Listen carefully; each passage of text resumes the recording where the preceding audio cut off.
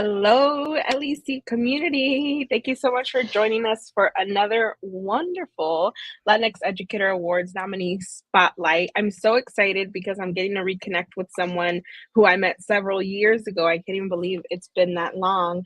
Emily, how are you? I'm good. How are you? I'm good. Uh, Congratulations.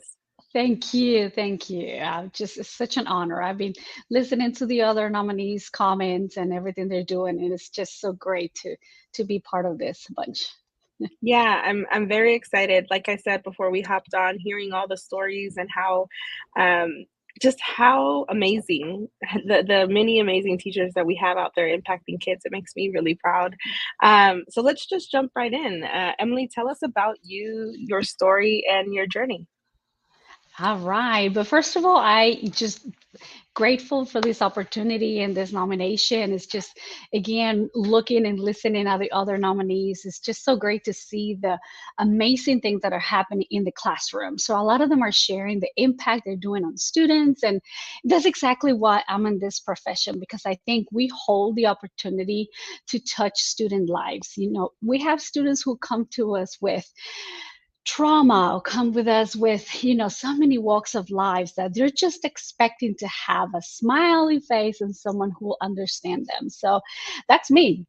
That was me 15, when I was 15, 30 years ago, sitting in a classroom longing for that adult, that teacher who will give me a smile, make me feel comfortable. And I never had that, unfortunately. And so I strive to have that difference. And so I'm a high school dropout, didn't make it through high school, but I did put myself through school. And as an English language learner, it took me a long time.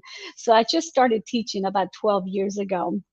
And I'm in the classroom now doing teaching English as a second language, but at the same time, impacting students in any way I can.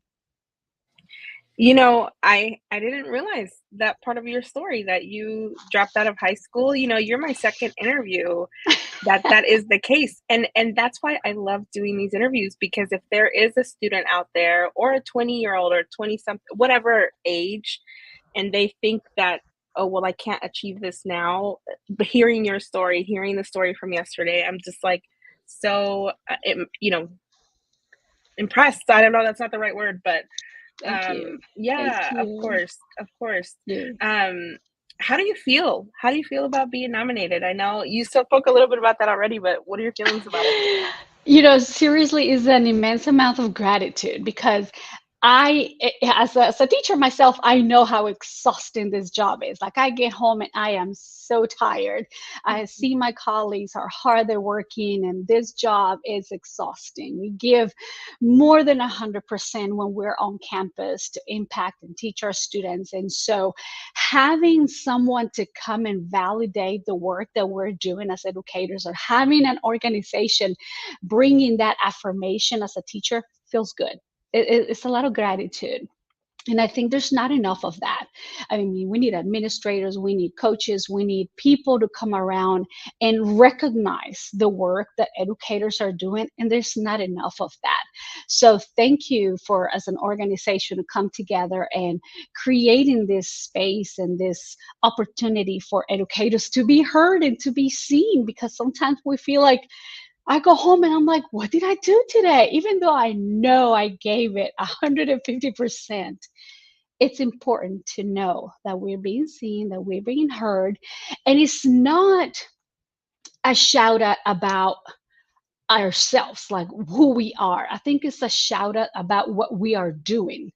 We know what we're doing, and to hear someone nominate you because of the work that you're doing, I think it's just fantastic. It just feels so good.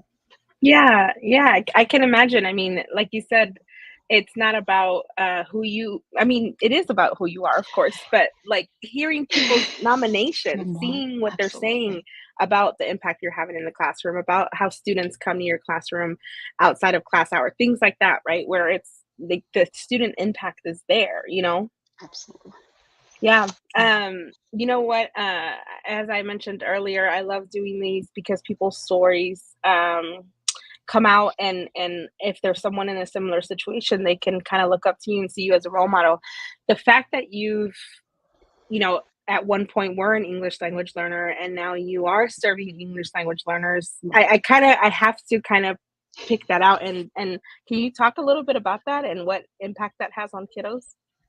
I mean, just knowing, just looking at them as they come in through the building and say, "Hey, I know how you're feeling. I know how," there's a combination of feelings. Yes, you see them shaking, you see them like deer in headlight because it's a new school, a new culture, but at the same time, we inside them there's excitement. You coming into a new country. I mean, it's just a new opportunity, and that excitement sometimes you don't see it because we're so scared because we don't know, it's like an unknown future.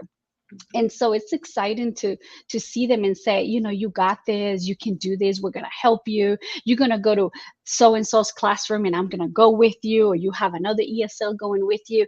Just giving them that hope. I think that hope is already in them, but just reinforcing that hope that they can and will make it. And hey, even if you drop out, I did.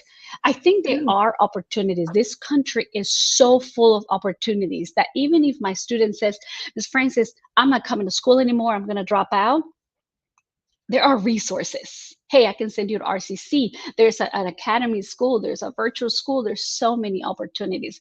As long as the opportunities are laid out, it's up to the student to decide and make something out of themselves.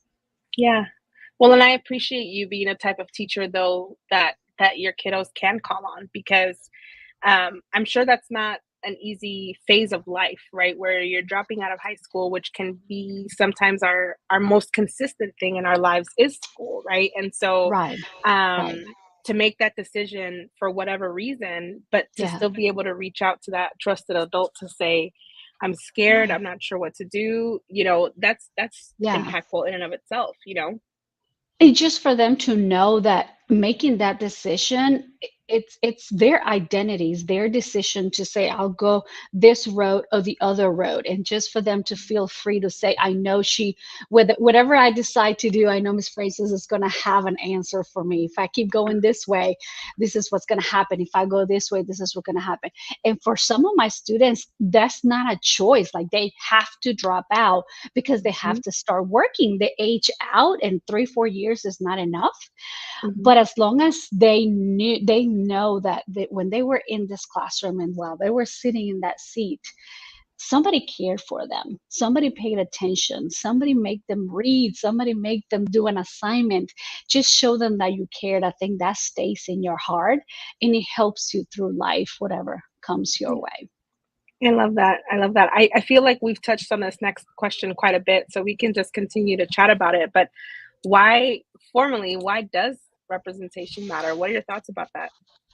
Well, for that same reason that you don't see a lot, just like we as teachers, we don't see a lot of affirmation and validation.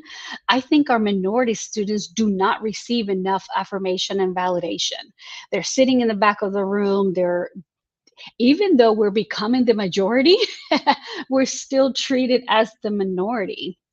Our languages are not validated. We're not our assets are not highlighted. And I think having someone who knows about those assets versus the deficits, that's really validation. And that's why that representation matters, because you walk their shoes. And I have teachers who, I have colleagues who they don't have the same background, they have not walked their shoes, but they have a huge heart and an empathy for those conditions that the student is living.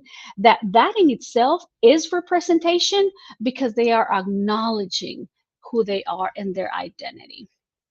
Yeah, the person I interviewed yesterday was talking about bringing her tortoise to class, and that was the only thing that got one of her That kiddos who was new income. to the country to open up, right? That's And so awesome. so Yes. sometimes it's not our ethnicity or our language, right? It's also just like, oh, you love tortoises? I have one at home. So that's Exactly. representation right there. And if that means that's gonna Connection. help our build a connection so our kids will come out of their shells and, you know, Exactly. Look at I that, love a that. turtle. I know. Who I knew? know. I know. I know. Well, the LEC is starting to work more to create the conditions necessary for Latino student Mhm. advancement. Our graduation rate on a national level, we're struggling. Our literacy Right. rates, even our math rates, we're struggling Mm. as a demographic. One of the big parts of that work is to continue to support teachers like you because we know that representation matters. But what are your thoughts about how we can build the right conditions for Latino student advancement? I think to find out what the right condition is know your students' stories and backgrounds. So, what is the right condition? Like the right condition for you, Susan, and mine is going to be totally different. So, you can't just do a cookie cutter right condition because everyone comes to us with whole different walks of life. For example, I have newcomers who speak and write and read in Spanish better than I can. So I cannot create a condition based on my experience because they are way ahead of my proficiency in academic and my home language. And so the right condition will be getting to know the student.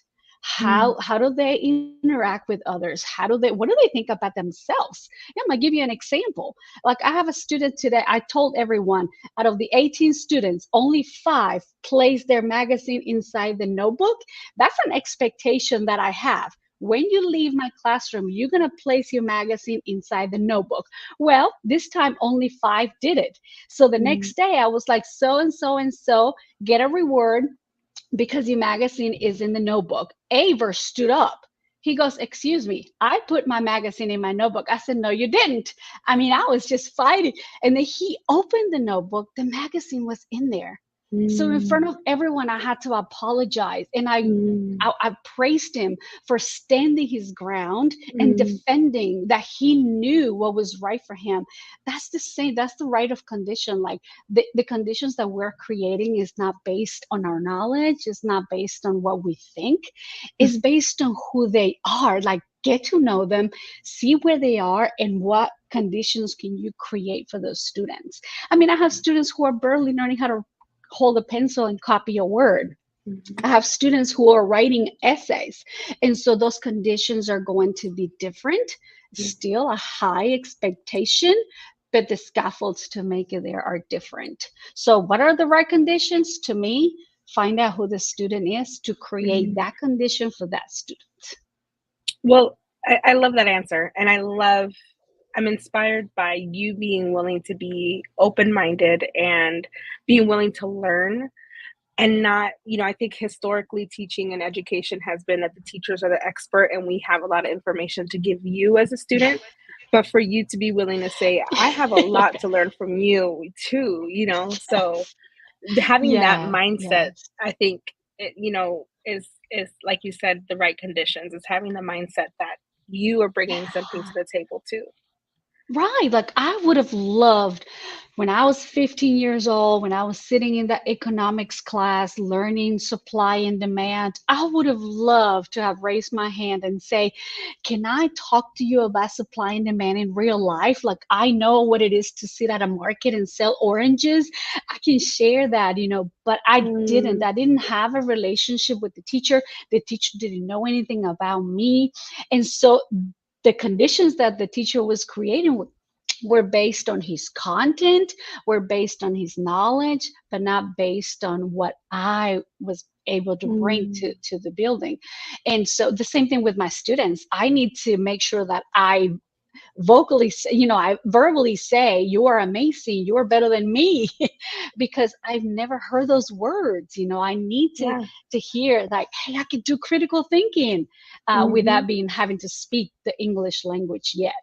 Yes, I love that. I love that. Well, obviously, you love the work that you do. That just shines off of who you are, and I very much appreciate that. But on the hard days and when things get difficult, what keeps you going? Oh my gosh. So this is my 20th year in education, and I promise you, Congratulations. thank you. Um, I get in my car and I get into the habit on before I even turn the car on, I stop and think, what did I do today that is going Mm, to make me come tomorrow? Like, what was something I said, what's something I did, what was something that a student did that is going to say, I need to come back tomorrow. mm, Like today, okay, I'm before I start my car. What did I do today? Oh, yes, I was able to teach Kelly how to log in Power School so she can get her grades and look at her grades. That's something that, yes, I did something good. I'm going to come back tomorrow and do something else. I think that's something we have to do. If we don't mm, hold on to the little growth, if we don't hold on to the little details that are keeping us in education, we're going to burn out. mm. And we have to hold on to those ahas that we hear in the classroom, or we have to hold on to that resilience with that kid that is getting lost in the building, but he's still here tomorrow. Mhm. That's resilience. So seeing that keeps me want to come back tomorrow and keep on doing this again until, I don't know, I'm 80 maybe. I love that. I love that because no matter what, that's a privilege of being a teacher is that no matter what, you're gonna be able to find one thing at least Yes. every single Yes. day. I love that advice. Hey, Emily, if you don't really, you have to make sure when you come back tomorrow, try to do at least one little thing that yeah, yeah, can help you sleep tonight. yes, seriously. Emily, thank you so much for being with us. Congratulations again. Any final thoughts before we wrap up? No, grateful for, seriously, I want to thank the organization for coming along and getting together this group of educators who are giving their heart and soul to impact students. And whether we get it or not, I think just being recognized and acknowledged that we're doing a good job help us continue doing even a better job. Yeah. Well, thank you, Emily. We do this work Thank you. for and because of teachers like you. Stick around. We'll continue to chat. Everyone, Emily Francis, congratulations again. And we'll talk very soon. Bye, Thank you. everyone. Bye.